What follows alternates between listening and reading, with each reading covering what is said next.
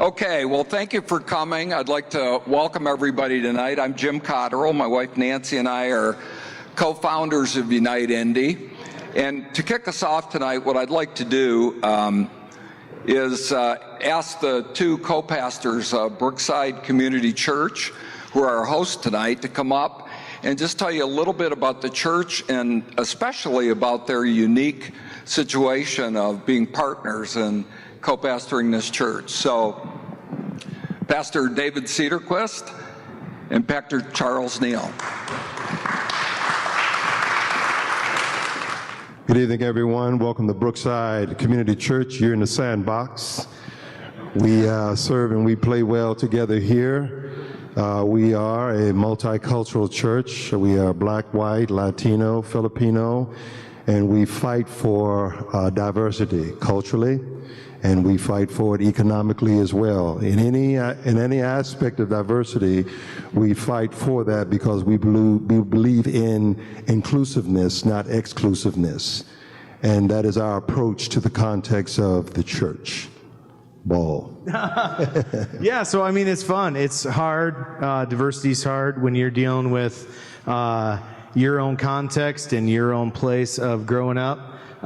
It comes down to willing to sacrifice and submit to other people, to allow God to do what he does in an amazing way and allow his will to be present in a ministry. And so me and Charles are very intentional about fighting for our leadership together and partnering together in submitting to one another. And, God's given us 3 outreach ministries that we do here that really allow us to be a face in the neighborhood of love and care for the brokenness of this neighborhood. So we have reentry that we serve a high reentry population, not just previously incarcerated, but also we've realized that us branding reentry, there's homeless men that want to get out of homelessness, and there's people that want to get out of their addiction, and they want to reenter just as much as a man in previous incarceration. And so unbeknownst to us, even though we brand it to a certain extent as previous incarcerated men and women, everybody shows up because they see an opportunity here to be someone, to be known, and to be loved and cared for. And then we do a youth development program that gets kids off the street, puts them in a play scenario where it's not tutoring. I'm not sure much of the tutoring is really helping, or we would see change in the IRE3 test. But we are doing youth development in a play-based scenario where we're creating safety and care around children, around play, where there's peer development, and it's allowing them to develop on a high level. And they're coming to us because of the safety and saying, hey, I have math problems. And we're helping them when they approach us on those levels. And then we're getting into housing because we're finding a need to care for the family that God has given us, to actually stabilize them, giving them opportunity in the neighborhood. And so there's a lot of slumlords in this neighborhood. About 65% of the houses are owned by out-of-state, out-of-city owners, which means that there is a big problem to stay in the neighborhood because no one cares about the water heater when it goes out. That's right. But they'll replace it to get someone else in. And so we're trying to buy up as much property. So if you know millionaires, billionaires, we'd love to talk to them. And we'd love to give our family an opportunity to be in the neighborhood and continue to be in community. And so we're just fighting, hopefully, for the right things and allowing God to show himself in an amazing way. So, Go ahead. If one of you would open us in prayer. Heavenly Father, we thank you for the opportunity to come and assemble together. We pray tonight, God, by the power of your might, Lord. Lord, unite Indy. This is our premise. This is our context. And so, Lord, we want to become united. Psalms 133 says how good it is for brothers and sisters to dwell together in unity like the precious ointment that ran down Aaron's beard. Unite us, God.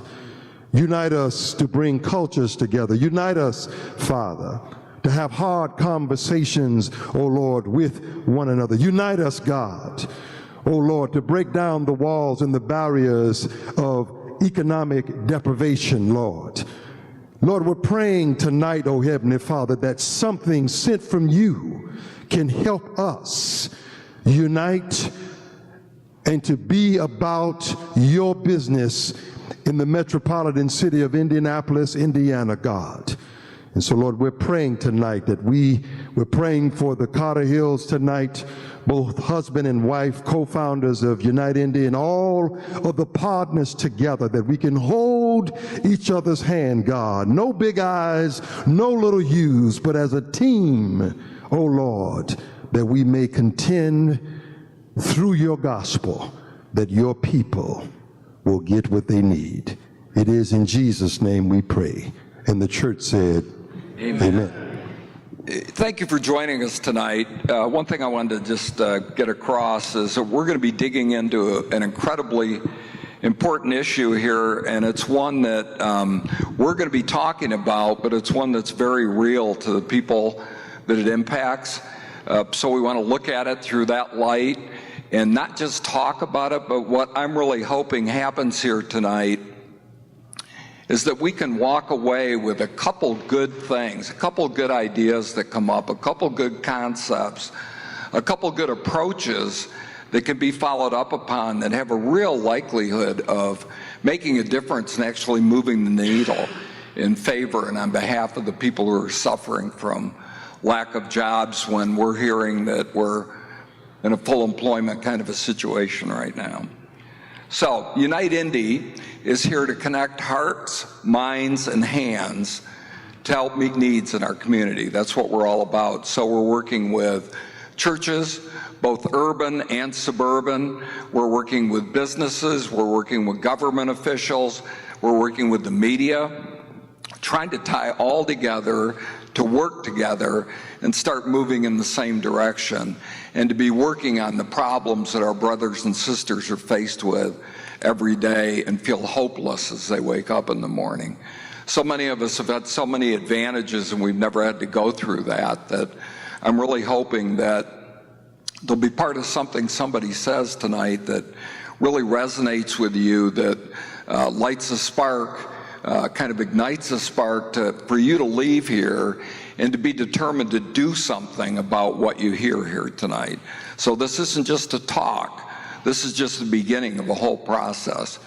And what we're doing, by the way, if you're not aware, is this event for the people who couldn't make it tonight is being live streamed right now. So it's on our Facebook page. If somebody went to Unite Indy's Facebook page, this event is being live streamed. So if you want to tweet or do anything to send out messages to people to tell them where you are and that they can see and hear this at the same time, go ahead and do that.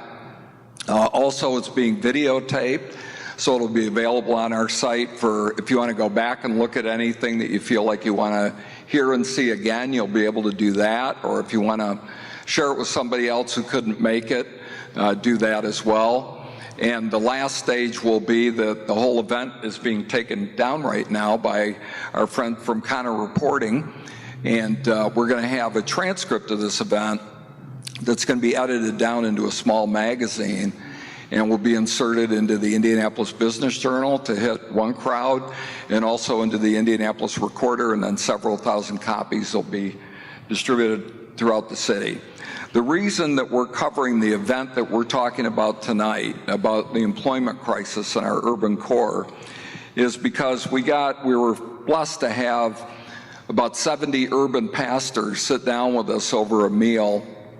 And we said just basically, we're not here to tell you what we're going to do for you because we don't know what you need.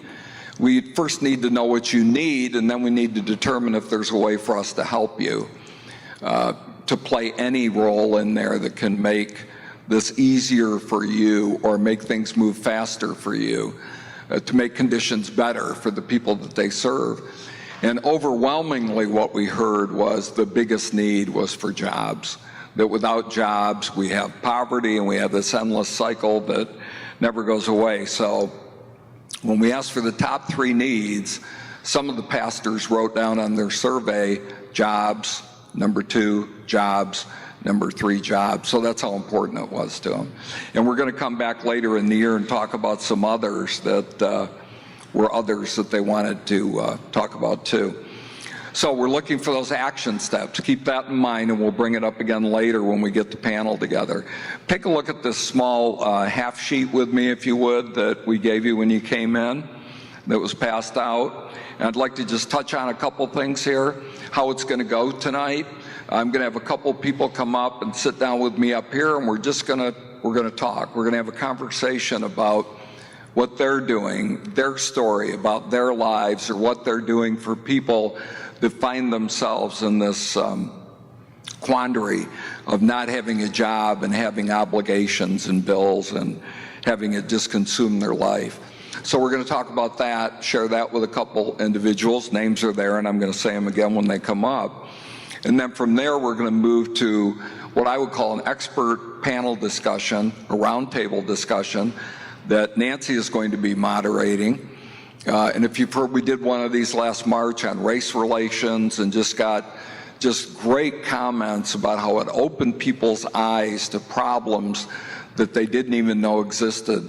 And along those lines, by the way, what we're really finding out in the work we've been doing for a little over a year now is that there are a lot of people who don't understand what people are going through. It's just ignorance. It's not their fault. It's not that they're trying to look past it. They just don't even know it. And when some of these things are brought to their attention and they realize that, wow, I could have been born in those same circumstances that that person was born in, I'd probably feel just like they do, which is kind of the opposite of the way I look at the world. So it's all perspective based on where you came from, how you were brought up, how you lived, and so forth. And we're seeing more and more eyes opened every day. So we're trying to do that, number one, through these forums, then number two, through this publication that we'll produce and distribute throughout the city. And then number three, we're working on some broadcast initiatives right now that we'll come back and talk about later. But if we can do that, combining those, what we're trying to do is reach more people with the news of really raising awareness of what needs really are, because they don't even realize they exist right now, and putting them out in front of people and then encouraging them to take part and be part of the solution. So that's where we're going to go. So what I'd like to do tonight, first of all, is invite Kurt Moore up, and we're going to sit down and have a little conversation about Kurt's life. Would you welcome Kurt?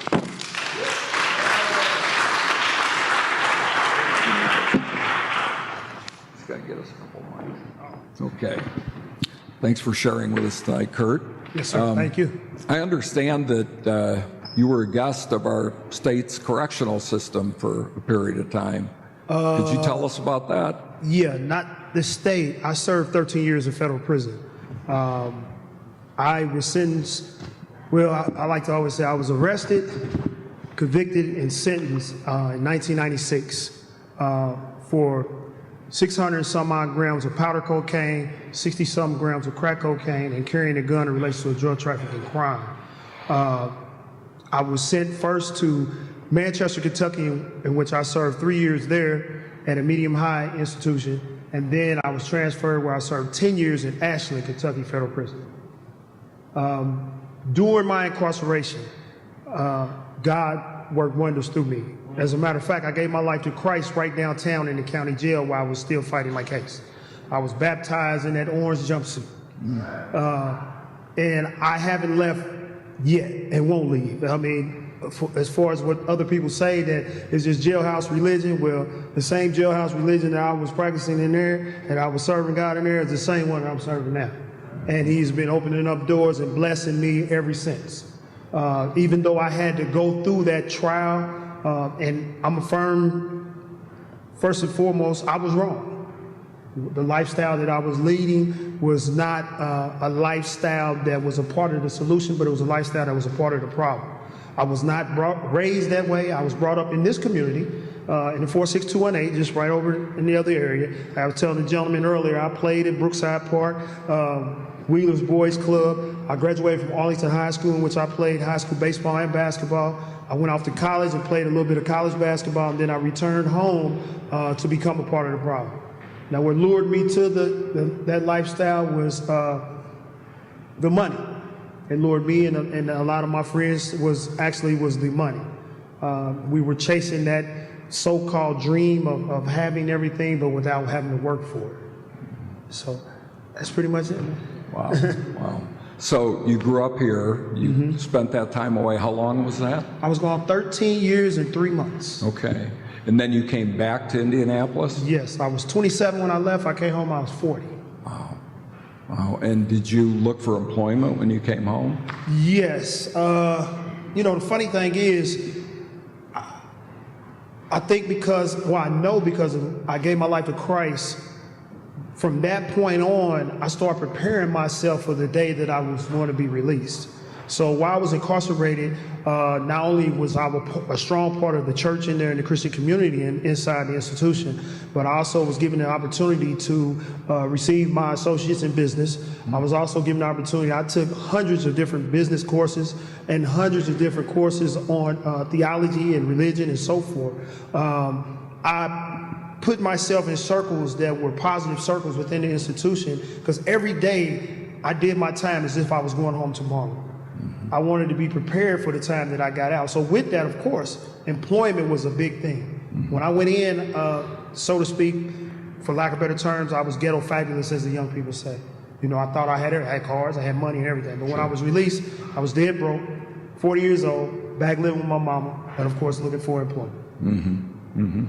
And how did that go for you? What kind of results did you have when you got out? Any obstacles? Yes, there's plenty of obstacles. The blessing of it was, right before I was released, I wrote everybody that I thought was prominent in our community. I wrote Pastor Jeffrey Johnson. I wrote Dr. White, that was the head of IPS at the time. I wrote my pastor, Daryl K. Webster, Emmanuel Missionary Baptist Church. Well, Pastor Webster, when I got out and I went to church that first Sunday, he extended his arm and gave me a hand up. And he put me in a position where the first job I was able to get was with another member of the church, which also happens to be a boot camp brother. We know Pastor, he created a boot camp. And he gave me a job in his body shop. His name is Travis Reed. Now, even though I didn't know anything about doing any body work or anything about any cars or anything like that, he gave me a job washing cars. Then, as we know, most body shops have a lot of old beat up cars in the back. He gave me a van to drive to get back and forth to work. Well, I took that van and I created K Love's Auto Detail. So just to fast forward that, 8 years later, I've been home 8 years now. 8 years later, I serviced probably 40 different dealerships around town. I've probably hired over 200 or 300 men and women and kids that are out of school for the summer, mostly out of this area. A lot of people that's coming home from prison and so forth. And right now, I'm also hiring a lot of gentlemen that are downtown that are homeless. And I'm putting them on my mobile wash van, and we're going out to the dealerships and we're mobile washing cars at the dealerships. But we're also going to dealerships, bringing cars back to my location and detailing them there. So my thing was with unemployment at the time, even though Travis gave me the opportunity to have a job, I refused to lose. So there were some doors that were closed in my face, and I knew that this was going to come, so I had prepared myself for that. But I refused to let one door close in my face and I get distraught and, I'm just going to go back to other things. So I think this is one of the major problems is that the character or the building up, the average person I don't think that gets out of prison wants to go back to prison. But I think a lot of times when they get that first door closed in their face or the second one, that they just go back to what they know, and maybe that's not a positive thing. Absolutely. Yes, sir. Yeah, absolutely. Well, congratulations on your business success. I appreciate it. That's amazing. Isn't that great? Yeah. By the way, I found K Love's Auto Detailing at klovesautodetailing.com, right? Yes. And yes. where can you find it physically? Where's the? We're located at 2260 East 38th Street, which is 1 block west of Keystone. We're open Monday through Saturday, 8 to 6. We detail cars, we wash cars, and whatever has to do with your car, we can get it right. We're also, because now the blessing is the same guy who gave me the job, Travis Reed, we went in together and bought a building together. So now he runs his body shop out of the same building I run my detail shop out of. But the biggest blessing, I don't want to take up too much time. No, it's all right. The biggest blessing that I have now, what I'm most passionate about, is, of course, boot camp and when Pastor Webster has extended his arm and helped me along the way and mentored me. But also it has opened up the door for me to start a mentoring program myself, which is called Straight Up Mentoring Foundation, which we started in Arlington High School about 4 years ago. And we went into Arlington High School only to really give a charity basketball game, but what turned out to be a need as the principal, Stan Law, gave us a chance to walk alongside some of these young men that we've noticed that they can go all week without being in the presence of a real man. So we went in there and we started mentoring these young men. I asked him to give me your 25 worst kids. He gave me 25 7th and 8th grade boys. All were borderline expulsion.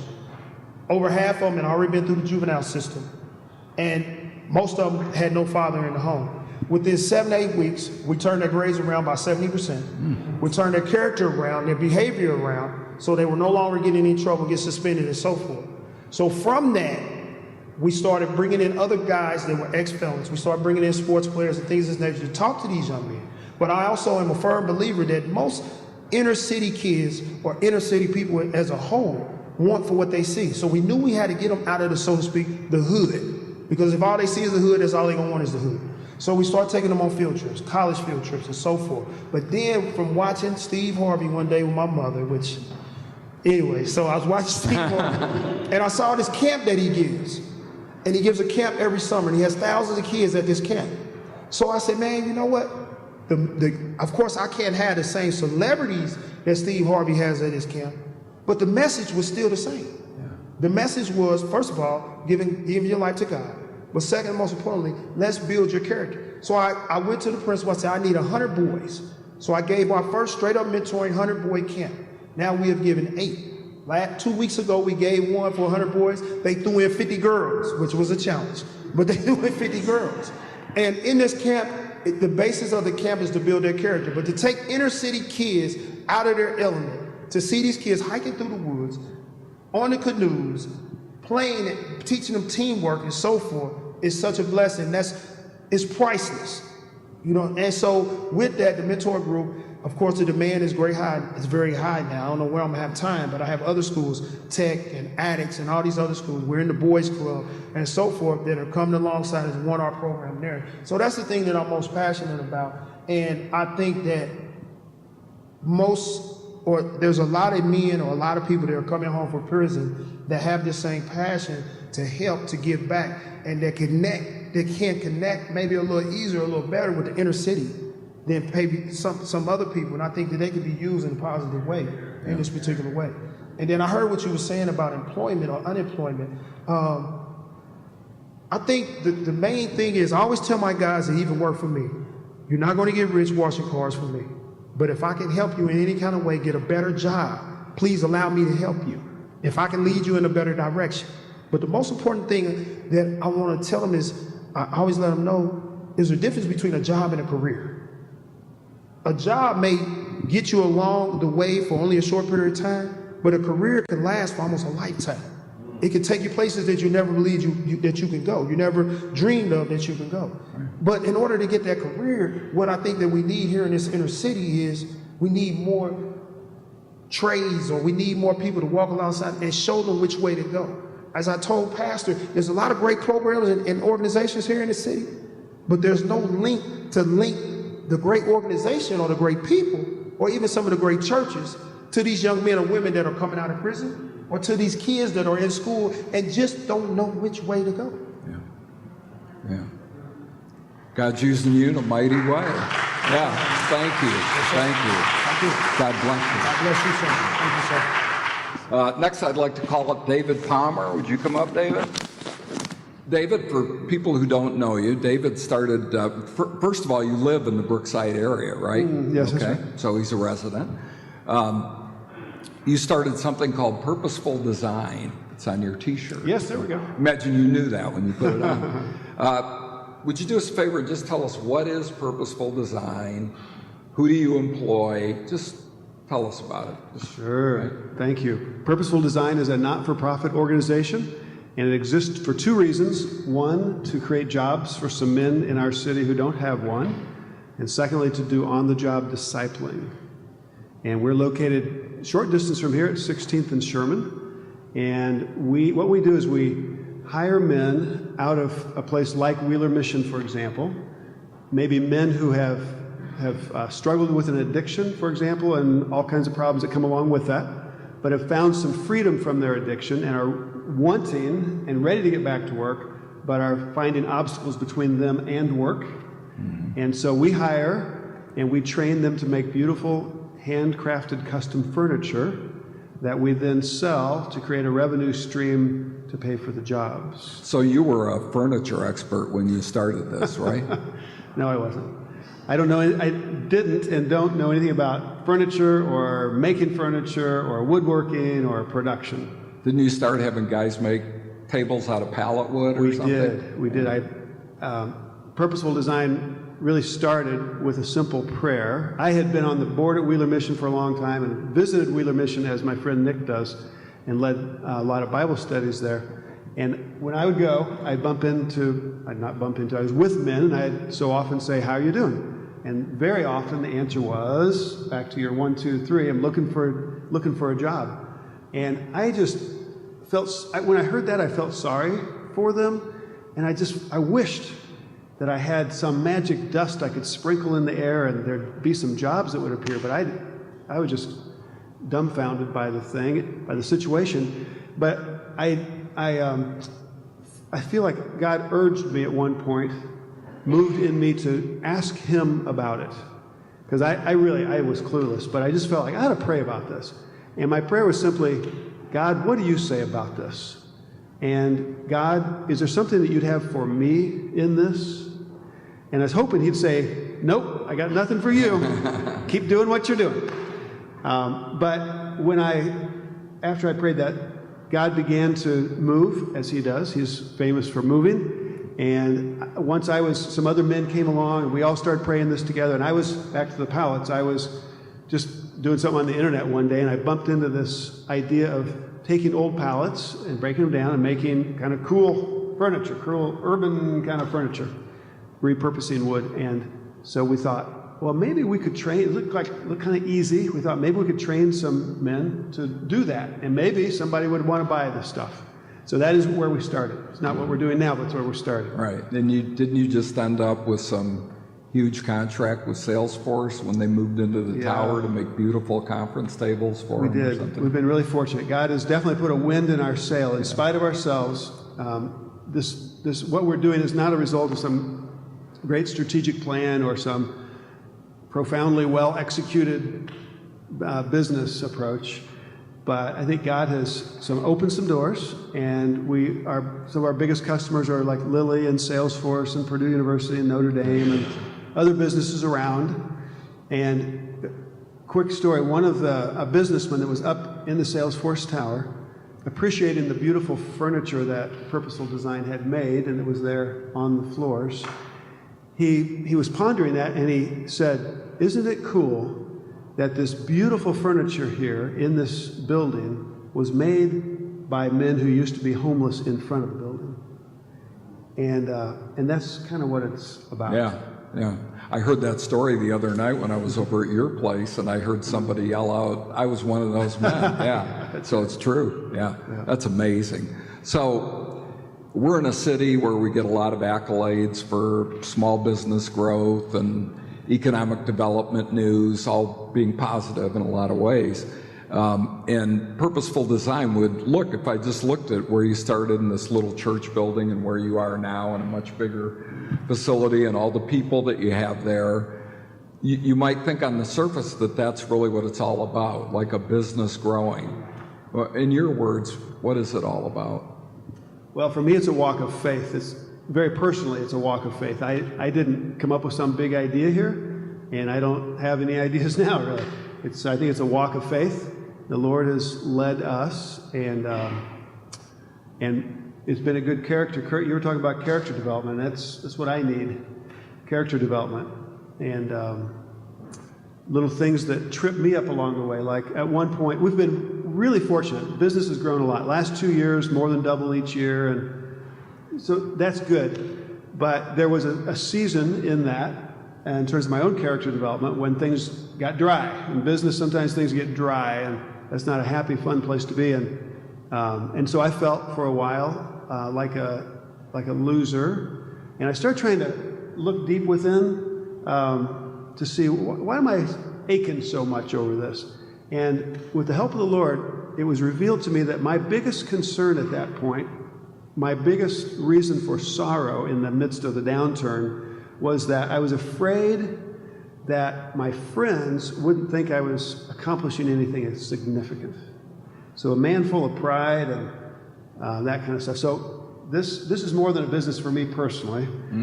It's a walk of faith, and another part of my walk of faith and a revelation to me was that then on the other hand, when things are going well, it's really easy for me to find myself kind of beating my chest thinking, wow, haven't I done well here? And so to combat that, the Lord gave me an idea. So you asked about business. For me, this isn't really about a business journey. Right. This is about a journey toward the Lord. So what I do now very frequently to combat my natural inclination to be puffed up with pride if things are going well is that I now have a habit where I get down on my knees right away when something good happens, and I give thanks to the Lord, just as a reminder to me that who's at work here. If there's something good, it is in fact the work of the Lord, that not my genius that came up with it. And what do you think the organization means to the men who work there? Talk about them a little bit. I know they love it. It means a lot to them. The men that we work with have come from a life of being a destroyer. In the way they were living, they were destroying everything within reach, and some things that probably weren't within reach. Their families, their jobs, any possessions they destroyed, all their relationships, everything was destroyed in their path. And now they're making beautiful things that people ooh and ah over, and they're making beautiful things that people are saying, this is quality. Eli Lilly looks at our quality, and they have 4 quality brackets, they say, and A, B, C, D, and they say that the furniture that our men make is in the A quality bracket. There's no supplier of Eli Lilly Company. It's in a higher quality bracket than the things our men are making. So it gives them a sense of hope and of future and confidence. And then, not only that, they're making beautiful furniture, but they're taking home a paycheck to maybe a wife, maybe for some kids, where before they were not taking home a paycheck. Like one of our guys, he burned his family once by coming back at night. He didn't even live there, but he came back at night and he left with the refrigerator and the stove because he could get some money for him. So, but now, different story. They're a source of good for their reunited family, and it's helping. Amazing. Amazing. Well, I found Purposeful Design is pdindy.com, right? On the web, is that right? And what's your address now? It's the northeast corner of 16th and Sherman. We'd love to have visitors come and tour. Got to see it. It's amazing. And the thing to do is to talk to the men who work there, because it means so much to them. What you've done for them is just incredible. They have new life in Christ. They really do. It's beautiful. That's right. Thank David. Thank you. Thanks, David. What we're going to do now is we're going to move on to the expert panel part of our discussion tonight. And for that, I'd like to introduce Nancy Cotterill, who is the co-founder of Unite Indy, been my partner in marriage and parenting and life for 40-some, I won't say how many, years now. And take it away, Nancy. He's told you who I am. He didn't tell you what I do. Day to day, I'm Jim's understudy, his backup singer, his backseat driver, which he hates, Oh, yeah. and cleanup hitter for the forums. So that's what I'm here for tonight. While I like to joke, unemployment and poverty are not laughing matters. As most people are aware, our country is now enjoying the lowest unemployment in almost history. I mean, it goes back to 1982. In April, the rate dropped to 3.9%. I should talk into the mic, right? 3.9%, and there are help wanted signs everywhere. But in most of our poorest neighborhoods, unemployment rates are higher. They're not twice as high, and they're not 3 times as high. They're between 4 and 5 times as high as the general public. Just last year, the Crown Hill neighborhood was 23% unemployment, and it's done magnificently over the last year, but it's still 18, so it's not 3.9. It's clear we have an unemployment crisis in our neighborhoods, which is the biggest contributor to high poverty rates. Poverty and unemployment go hand in hand. So to understand and learn about some of the people and companies that are really impacting this situation, let me introduce our panel. First is Greg Kiesling, spelled with 2 G's at the end, not the way it is in the program. He founded Recycle Force in 2003, and the company advocates for and employs ex-offenders. Pastor John Gurton of Christ Missionary Baptist Church of Indianapolis is active in Unite for Change ministry and a proponent of something we'll talk about tonight, which is Jobs for Life. Jennifer Foley is Director of Wellness for Merchandise Warehouse, which supplies warehousing facilities as it shepherds ex-offenders. Eugene Potter of New Life Development Ministries, and that's important, it says New Life Ministries on the program, but it is Development Ministries because he develops people. He gives spiritual support and training in the construction trades to those returning from prison. And Pastor David Cedarquist, our host this evening, is co-pastor of Brookside Community Church and engaged in all areas of improvement in the Brookside near East Side neighborhood. And Damon Lane, we have Damon, who works to help re-entrants and to improve our neighborhoods under the auspices of the, there he is, of the Indianapolis Office of Public Health and Safety. Thank you so much, everybody, for being here and for lending us your insights and expertise. If I could start with David, and I know that we need to talk pretty directly into these mics so that it will be picked up well. David, according to Indy Vitals, the Near East Side neighborhood we are in right now has a 38% poverty rate. Maybe you could start us off with what you've found to be the issues that are keeping the people here in Brookside in a situation that they're looking for jobs that they're not finding. Sure. I think a lot of the issues that we find just doing ministry and family with individuals and doing church together is access. There's a lot of ignorance around jobs for ex-offenders and access to that. A lot of employers don't want to put up with relational issues that do come up. And also, there's a lot of hijacking barriers on a very relational level that when a guy gets $10 in his pocket, and he's prone to addiction, there's a high rate of lack of support to put up with a guy who relapses on his drug of choice or alcohol. And so I think there's just a lot of ignorance around the struggle when it comes to generationally poor individuals. And I bring up all the barriers relationally because really that's what means something to them. I could probably give you 4 other things that are huge barriers, like transportation, lack of jobs in the neighborhood. I mean, I wish we had, I wish Purposeful Design would hire 800 people tomorrow, but it just doesn't work that way. And we would love to have great employers like Dave that would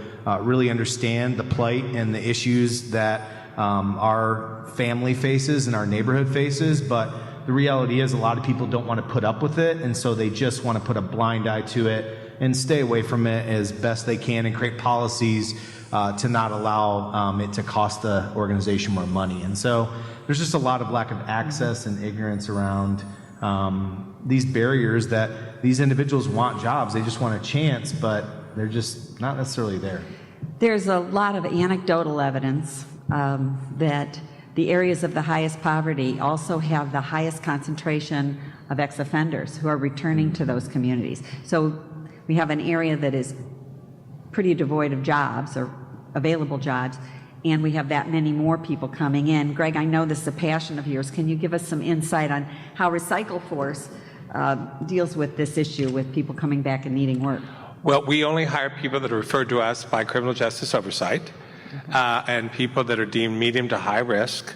And we're a subsidized employment program. We work with the state and the federal government to subsidize the employment of people coming home. And this is the best time, because we call our model ABC. So it's the any job when you come to Recycle Force. We then work with Temp to Perm. Keys to Work is our temporary company that gets people into temp work, and then hopefully some get hired permanently. But during this period of time, Congress authorized a big study on us, and I'm very proud to say the data is out. We have it in hand. It'll be released to Congress in the month of June. And while it's far from perfect, The more people worked, the more that we had them working in these temporary employment opportunities, we reduced recidivism by a pretty significant amount. I should say this was a random control trial. So 1,000 people who left the Department of Correction agreed to be in the study. They were randomized, 500 to us and 500 to the others. So I think that's the key answer, is keeping people working. We're not getting people to sail off into the perfect job and make $40,000 or $50,000 a year where they can really live as a middle class, but they're overnight. But we're seeing these small steps where people are earning $6,000 and $7,000, $8,000 over the year. They're getting some amount of food stamps. They're staying out of jail, and over time, they make this passageway. Kind of baby steps. Baby steps, yeah. Jennifer, the problem for decades was that nobody wanted to hire someone with a record. Right. How did Merchandise Warehouse begin employing people who had left prison? We actually stumbled into it. I would love to have some great wow, but we had a packaging company that was inside of our warehouse, and we were desperately needing people to staff it, and we were running out of people. So we started collaborating with Edna Martin Christian Center, and they had some people who'd been trained, and they sent them over to work on our packaging line. Our packaging line actually became an on-the-job training experience so that we could actually vet employees from their experience on the line. Is there some special structure, or do you do anything in the vein of religious discussion to help these people? Yes, so one of the things I love about Merchandise Warehouse is that we really invest in our employees. And we believe in having our employees be the best version of themselves. So we put quite a bit of attention, money, to our corporate culture, which is to provide a family environment where employees can find acceptance, opportunity, and purpose. So we have quite a few programs that are on site in our company to help support our employees to be successful. Okay. Eugene, can I ask you a question? Your ministry actually trains men who need a second chance. How do you find these people, or do they find you? And tell us about how you're training them. We came back to Indianapolis about 10 years ago. And years ago when we started, we found one man that was interested in doing something that was different. We saw that skills training really meant something in terms of the growth of that particular person.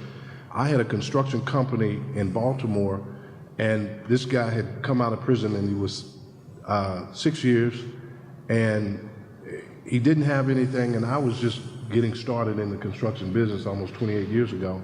And we taught him how to do a number of things, and we saw that just took off. We came, after 20 years in Baltimore doing it, that's how we funded. We never got one grant. And we used the construction business and their abilities and skills training on the job to produce almost 35 employees, and we had 15 jobs at a time going all over Baltimore, building everything. And so when I came back to Indianapolis, it just started happening. And we got an opportunity to have a building, and we used that building and trained the men that first got started, and we saw that they talked to each other. What you doing? I'm working over here. What you doing? I'm with Keesling. What you doing? And all of a sudden they just start coming. And it takes about, when you have somebody that's working with you on the job, it takes about 6 to 8 months for them to really get a skill set.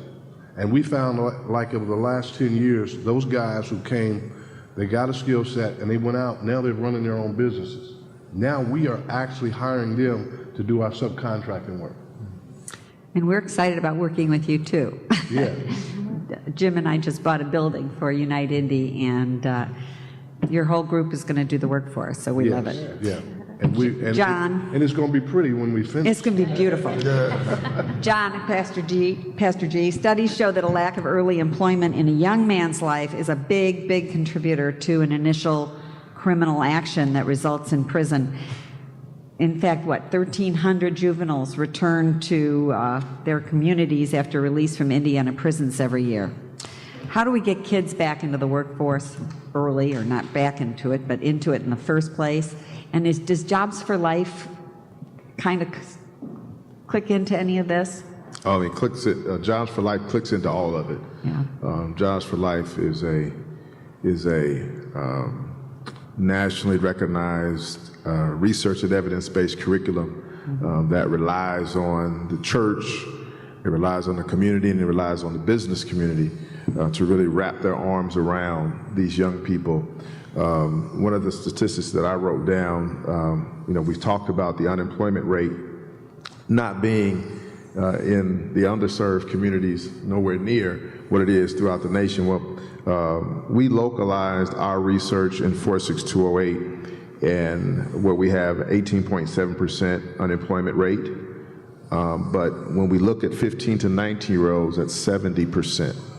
Wow. 70%. And we also looked at the poverty rate, which, of course, you said here is 38%. In this area where we are is 31%, but over 52% of those who are in poverty are 17 and under. So when you kind of juxtapose those numbers, what that says is that that's a recipe for disaster.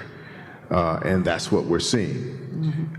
You're dashing dreams. You're eliminating hopes. When we're not paying attention to these young people. So what we're doing with Jobs for Life is we have, and what I like about it is a lot of the people who are part of this are in the room. We have coaches, we have facilitators, we have wraparound folk, we have people who have resources who are literally wrapping their arms around these young people, because it's not just about jobs, it's about soft skills, it's about identity, it's about community, it's about character, and it's about us taking the time to let those young people know that we care enough to spend the time to do what it takes to not only know who you are, but we want to know what your dreams are. We want to know what your aspirations are. We want to lower the barrier of entry so that we can actually reach that young person and let them know that we're not just trying to throw the Bible at them. We're actually trying to share with them what they need to not only get a job, but to get a job, a better job, and a career, right? So and that's what it's about. Damon, what are some of the statistics that the city has on youth employment? I know that there have been a lot of efforts involved in getting kids jobs for summer. How does that work? That particular program has went very well. I don't actually have the statistics. I spoke with your husband about that today. But it has went well, and we look forward to it this year as well. But speaking of some other things, not just with the youth program that I want to throw out at you, I don't know if you guys caught, we went into the jail May 2nd, and we did what we deemed as making connections, where we took resources into the jail. We had a couple employers, we had healthcare representatives, we had child support, you name it. We took them inside the jail. It was broadcasted on Fox 59 and I believe Channel 4, CBS. And that turned out great. And that was just May 2nd of this month. So we're looking to do that quarterly. We want to do that quarterly and eventually monthly for these guys, because I don't know how much you guys are educated about the House Bill 1006. A lot of people will have to serve their time right here in Marion County Jail, so they will not go to DLC. So therefore, we want to get those guys as soon as possible. In the pod that we're working on, it's actually a reentry pod. These guys are all getting out within 90 days. So the guys that we just served May 2nd will be, one of them's already out. He got out Thursday. So got him connected, and that's going very well.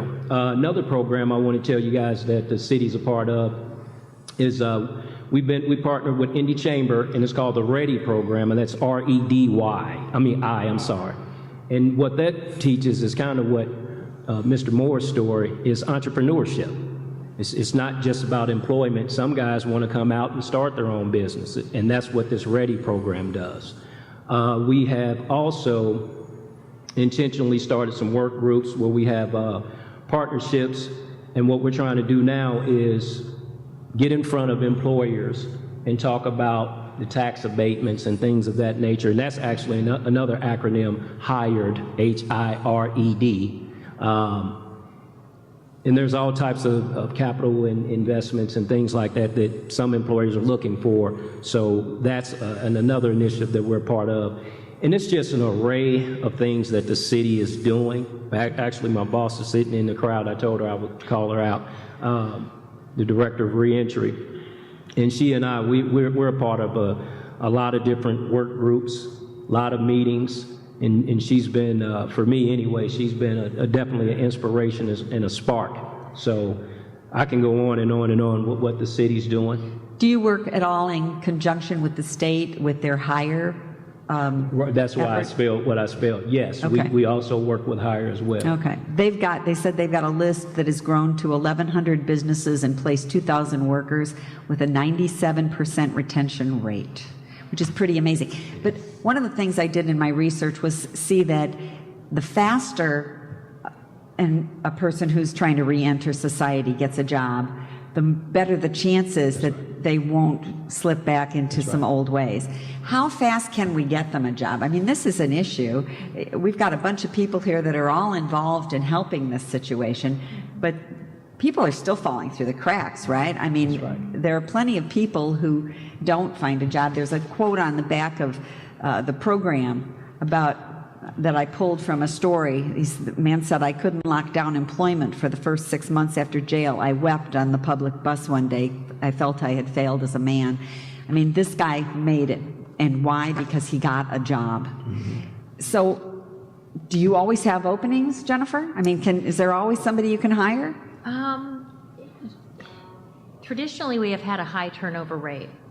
However, when we started the process of working with the packaging line and began hiring employees that had a criminal background or had been incarcerated, what we found out is that eventually, of our 10 top employees, 6 of them had been incarcerated.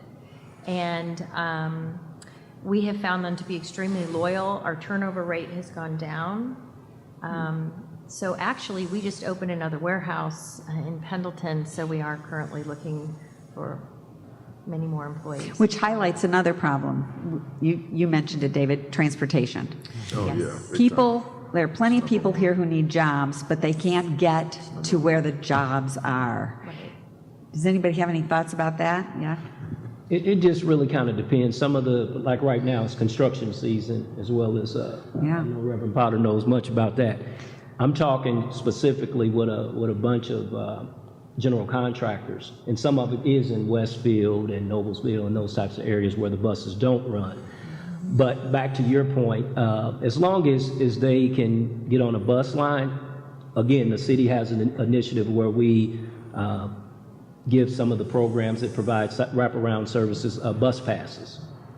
We get them. We have a deal with Indigo where we get them and then we distribute them to some of the programs like PACE and those types of Can I add something to that? Yeah, I think we also need to spend, really try our best to spend as much time connecting resources in relation to the gaps.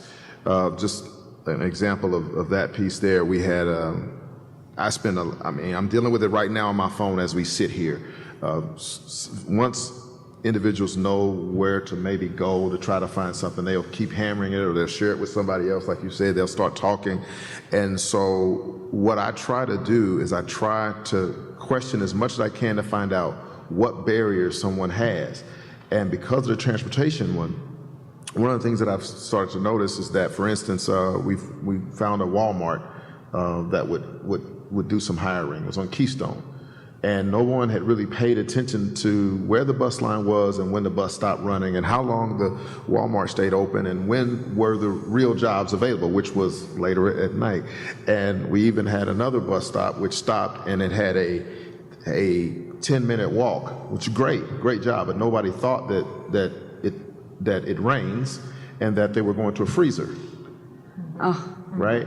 And so I think, one of the things that I'm really trying to do is to think through, or to position my team and those who work with us to think through those gaps and really think through the process, because what some people say is they're lazy, or we can't retain them, or they don't want to work, are other issues that we're not really talking about. So did you go to City Hall and get some kind of a change, or to the bus company? No, we didn't. We just tried to find another employer on a bus line that would run, or or even change. We adjusted to the situation, because, as you say, some of these cats, they need jobs now, and so we're pushing buttons. Well, jobs now are important, but also how much you make, because the studies that I've looked at, if you make $10 an hour, the recidivism rate is very low. If you make 7 to 10, it gets higher, and if it's less than 7, they're practically gone out the door. So you could answer that question for me, Greg. How important is pay? Pay is very, very critical, but it's also, on day one, a person needs a job, but they've also got to fulfill the criminal justice mandates. So on day one, you've got to meet with your community correction or home detention officer. You have to be fitted for ankle bracelets. You've got to attend your theft class or your anger management classes, and you have to coordinate those with a work schedule. And I think often people have no idea that's going on. And that's at Recycle Force and Keys to Work. What we're trying to do is create employment that can allow you to fulfill the criminal justice mandates that you've been ordered to. Because often people are left in a position of choosing between their job and fulfilling what the court's ordered. And if you choose to go to work, you're going to get violated, and you're going to go back through a technical rule violation, back into prison or jail. Okay. Here's another economic statistic for you. Families headed by single mothers were over 5 times more likely to be poor, and 85% of incarcerated youth come from families headed by single mothers. There are many who think that not enough is being done about the foundational issue of family structure. With 40% of American babies being born to single moms now, no matter how great a job they do, and there are a lot of single moms who are saviors to their children, their kids still lack a male role model in the home, somebody who goes out every day and does his work and brings home a paycheck to care for them. They lack the strict supervisory nature of a father, the spiritual support, and most of all, to me, they lack the map they need to be great fathers themselves. I guess my question, perhaps to some of the ministers on this panel, is is there a way to build support or recognition of the importance of a 2-parent family without undermining or offending those who choose to be single parents or have to be single parents? Because I think that's a big deal. It's huge. That's tough. I mean, it's so tough. When you burn so many bridges coming out, and the family has discarded you, and you're by yourself. I want to just talk about I do men 95% of the time. I just hired a young lady who came out of prison about 7 months ago, and her desire is to help women. This was the first time I've been able to actually train a young lady. I've gotten some real insight. One of the things that we have to be both strong together. The man has to be strong and the lady has to be strong enough to go into a relationship. My wife and I are working on 43 years now. I know we have to be strong individually to come together collectively and do some things. I think we should get them strong together, one at a time, and then start talking about parenting and men's relationship. I know we're traditional, and I'm very traditional, but it's hard. Every man that comes out, he doesn't usually bring the child with him, but the lady always brings the child. And I think we should develop, one of the things that we're going to do, and we're doing now, for the last 2 years, we developed a training center, and it's the state-of-the-art training center that's going to be, I think, really good for men and women. that'll change the income producing amount that's coming in that house. It's important. We're going to have our painters, your painters can make $24 an hour.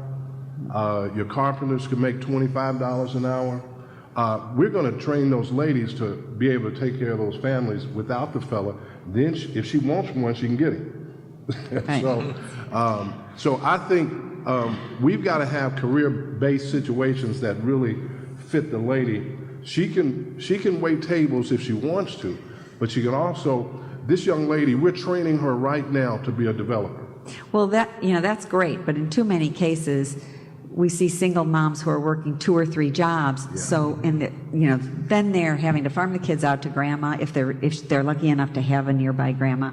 So it does affect the children. Yeah. David, do you have any thoughts on this? Yeah, you might not like what I'm going to say, unfortunately.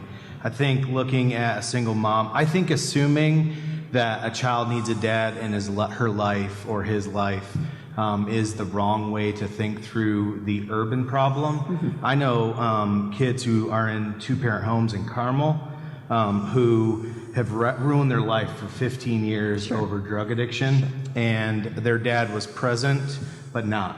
Mm-hmm. I think that the dilemma of the evangelical church, which I would call it churchianity, has created this idea of the family that is totally anti-development of what God is already doing in an urban community. I have experienced more family and more relationship in an urban environment than I ever have in my suburban and rural communities. And I think that kids in the urban context, in spite of the barriers of trauma and the dilemma of violence and multiple previous, incarceration, I think there is greater resilience in the urban core if we were to spend the time and as a church family and be the church and not just expect that mom's got to get with a good dad. And I think that it's a travesty that we've imposed that on my community specifically, to the point where it discourages moms in a place where they're doing a better job than my own mother did. Mm-hmm. And so I just don't like the comment, because it really disparages what God is already doing in a community where there is this community support in spite of the barriers. And that's what the church does best. Yeah. My comments were not based on any moral judgment at all. It was much more. It's the statistics that show this, and it's a question that needs to be asked. I mean, you can't just, for political correctness, not say that this is happening. And I think that, most single moms are heroes of the first order. So, I'd like to add, as far as Merchandise Warehouse, we really believe in like a family environment. And I've noticed that there's a sense of family that starts to support each other. We have an on-site chaplain who comes in and works with people. We have support groups. So we're actually going out into the community and bringing in the resources to our business that our employees need to be successful. So we have many single moms working for us. We have tuition reimbursement. So I see some real uplift, within the working family to support. Which creates an environment of enthusiasm around the job.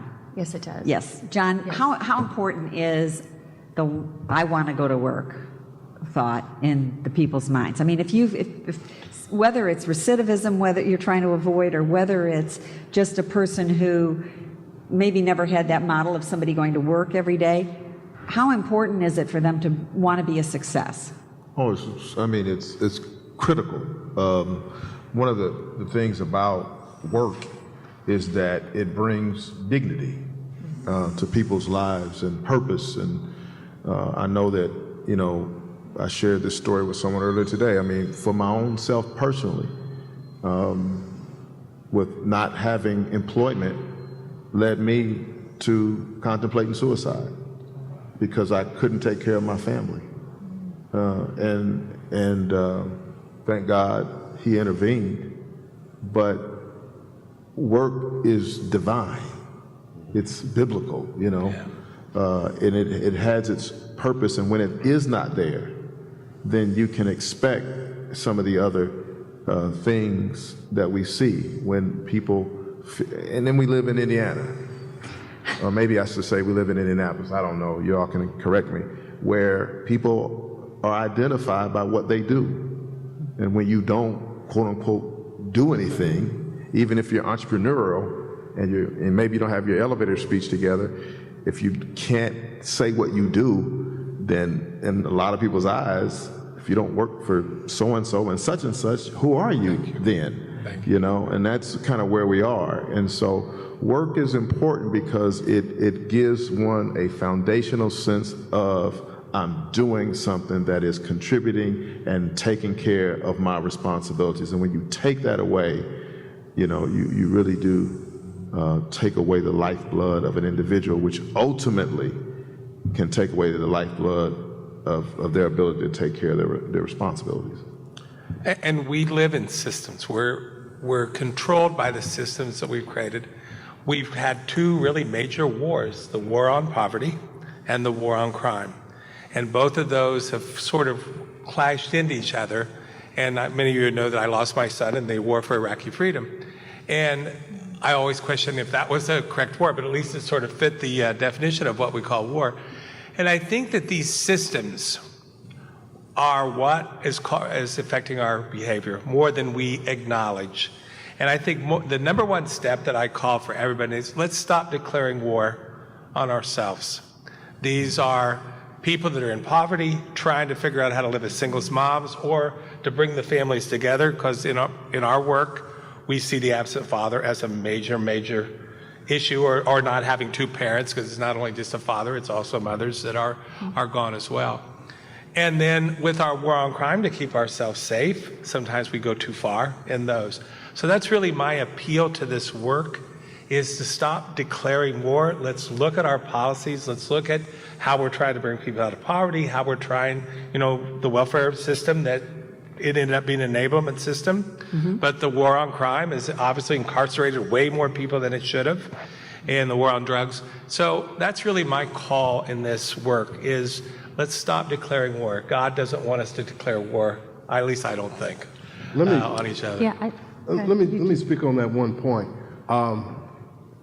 A few years back, about 5 years back, when we were with Greg in a program that lasted about a year and a half, 2 years. 2 years. And it was an outstanding program. We had men and women that pretty much had never worked. Never worked.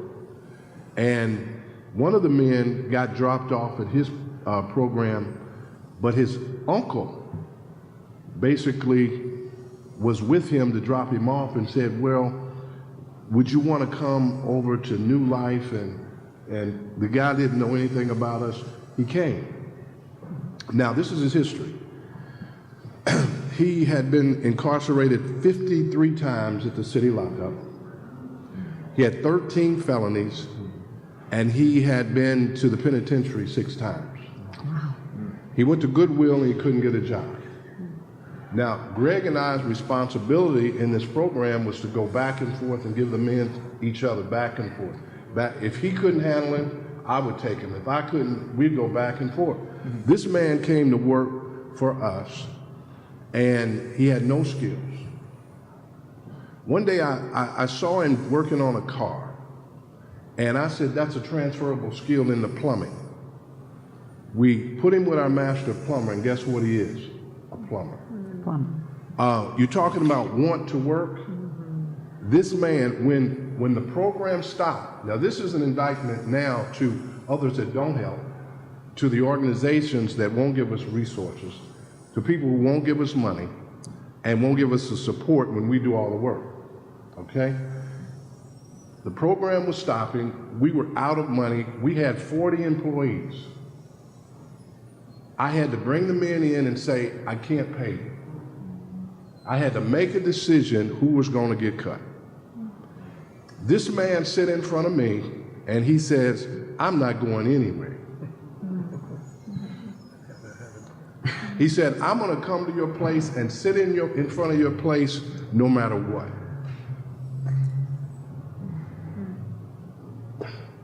I said, whoa. I kept him. He's not gone back to prison.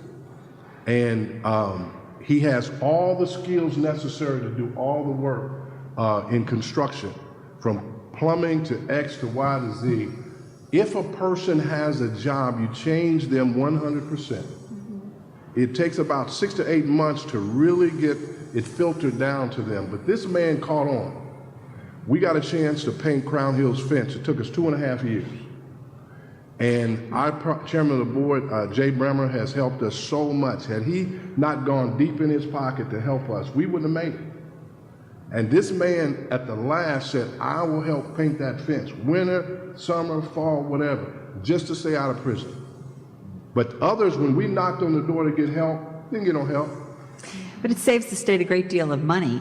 Pardon me? When people are working, even if they're paying some of that, right? Yeah, yeah. That's the study that I talked about earlier. That's the same study that Gene's referring to, and we think at some level that we need to have a small amount of subsidy, because we're moving into more automation. There's less people in the workforce. I think we're down to 60% workforce participation rate, and we're going to have less and less of this, and we've got to figure out ways to subsidize work that might not get done otherwise. And that painting of that fence is a good example of that, of what happened with some subsidized employment. So what can we do if we wanted to get 2 takeaways from our discussion tonight? Things that individuals can do who are listening or watching this online, things that they could maybe encourage an organization that they're involved with to be a part of. What do we need to encourage a growth in opportunity for people who have been in prison, and just a growth of opportunity in our urban areas where there is just a dearth of jobs? I'm going to just sort of chime in on a little bit of what my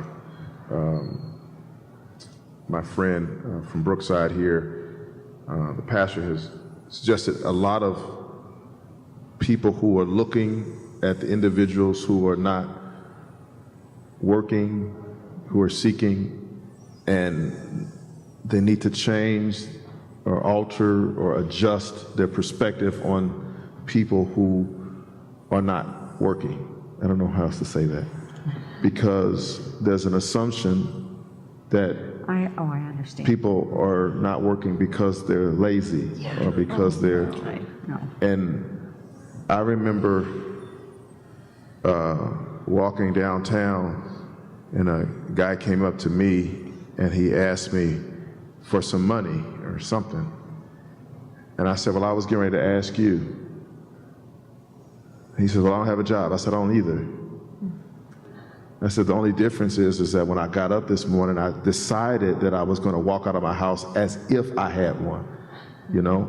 But this person that I was talking to at that time, I wanted to help him, but not hurt him with a preconceived notion, because that's the way people would look at me. They saw how I was, and they assumed that I had a job. They assumed that I had money. Well, no, I didn't.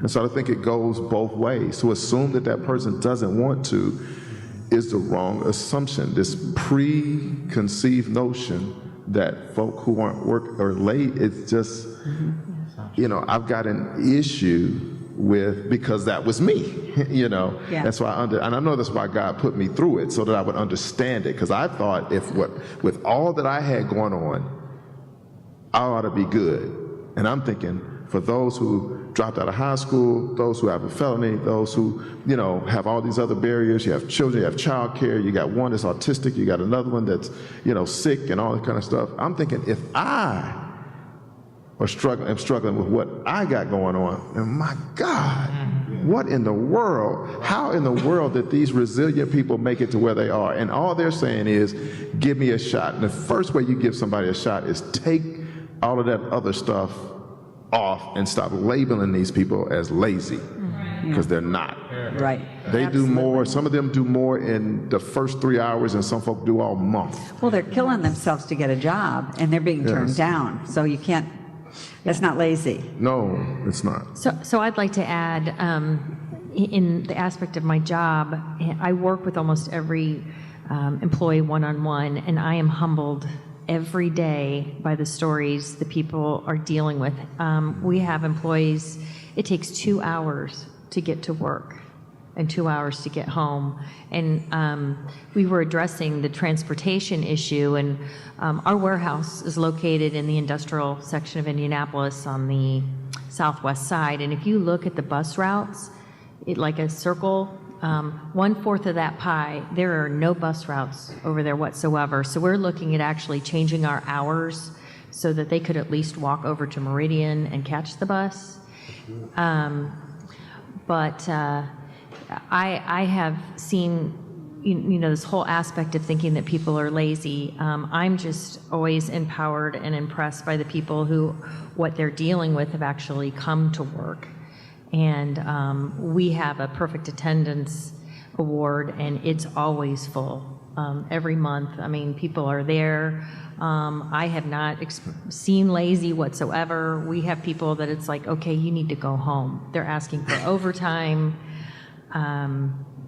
It's just incredible. And Well, it sounds to me like one of the takeaways here is that we need to be more flexible. We need to be more flexible in allowing people, like you said, maybe change the hours, maybe change a bus route, see what we can do to get people to the jobs, and realize that they might not have a car. They need help to get there. And if they're not working, that could be why. Yeah, we're trying also within our company to have a carpool, basically where our drivers, people will pay gas and drive in different sections of Indianapolis to help pick up other employees. We're still new with that, but transportation is really a big issue. And you started to say this, and I know that Pastor G has said this before: get a job, get a better job, get a career. ABC. ABC. Job, better job, career. Yeah. And my appeal is, since I've been doing this work, the Department of Correction budget, I think, has gone from about $200 million to $1.2 billion. I know in our city budget, we spend about $1 billion, a little over $1 billion, and 92 cents of every dollar are spent on the courts, the police, the sheriff, probation, and the jail. And so I'm making this and we decry the growth of government, and we're all complaining about how high is government, but nobody ever talks about the rapid rise of our criminal justice system.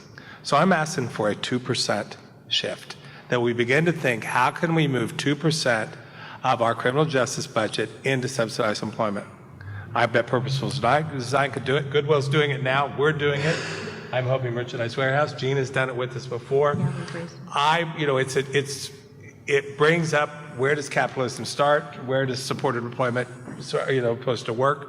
But that's my real call. And it doesn't have to be forever. It's not. It's a transitional job. It's a transitional job. It's a period of time. It's cheaper. We have a young man that was featured in the story on The Atlantic. He's 19 years old. He's first incarcerated at 15. We've spent $85,000 of taxpayer dollars incarcerating him.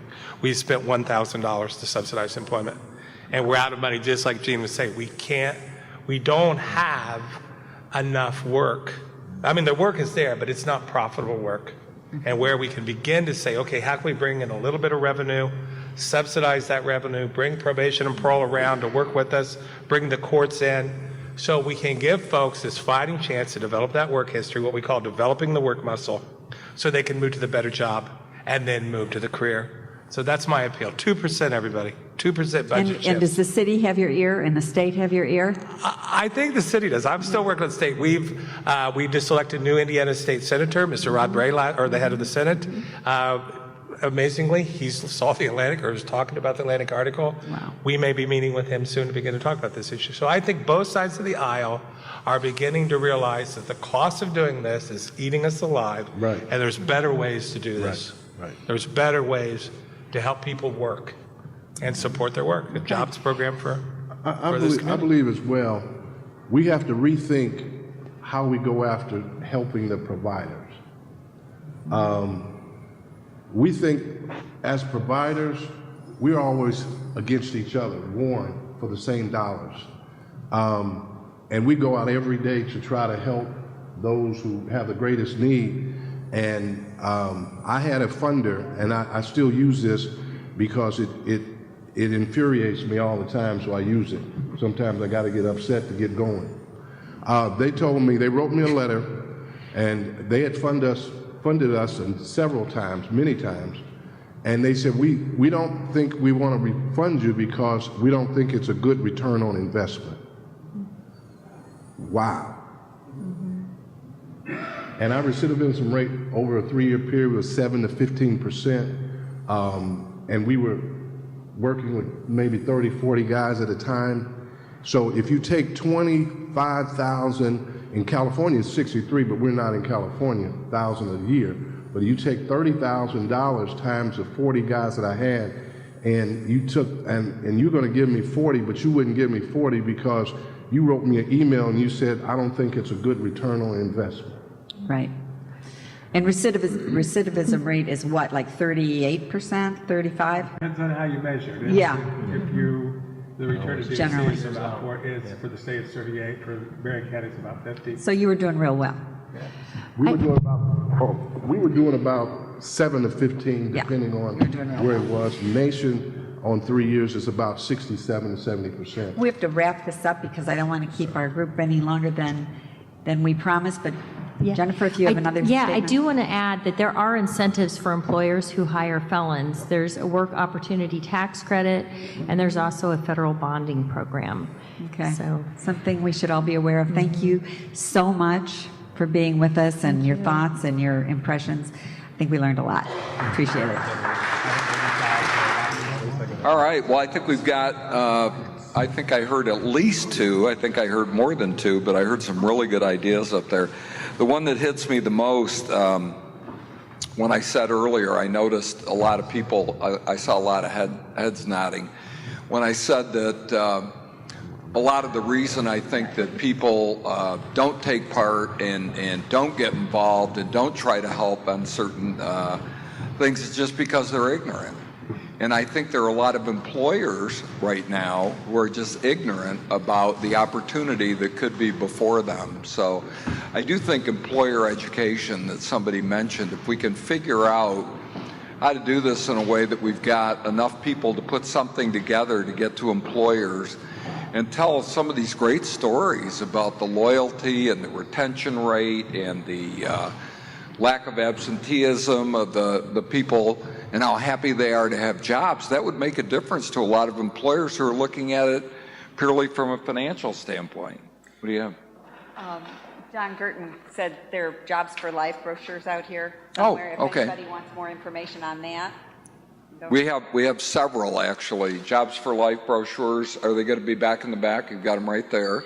So grab those before you leave. And also on a table in the back, I know Merchandise Warehouse put some information there, and some other folks might have too. So take a look for that. But just the employer education was the big thing.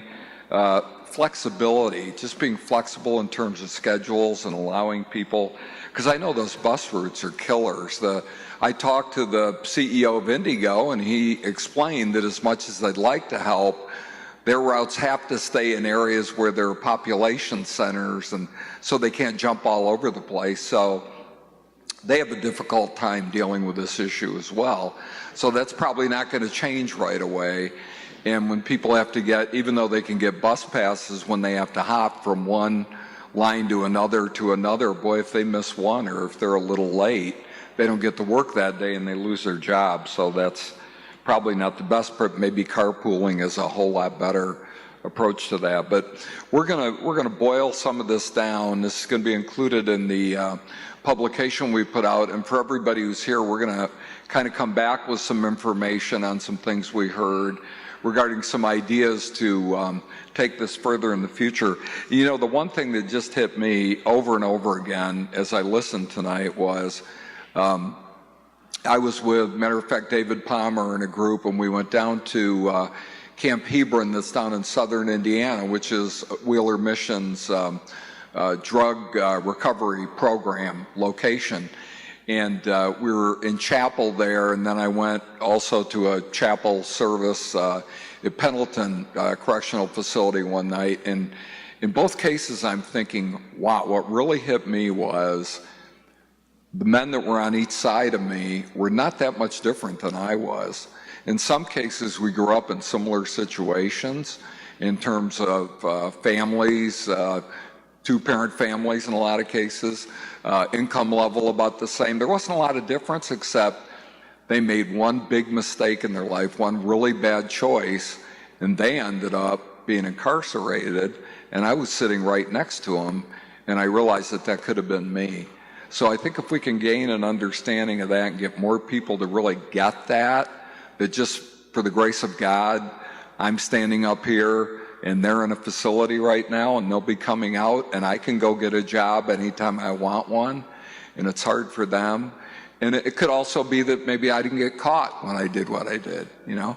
And if we're really honest about it, maybe that's the case in some cases too. So I hope you enjoyed this tonight. As I said, this was designed to be a catalyst to start a discussion.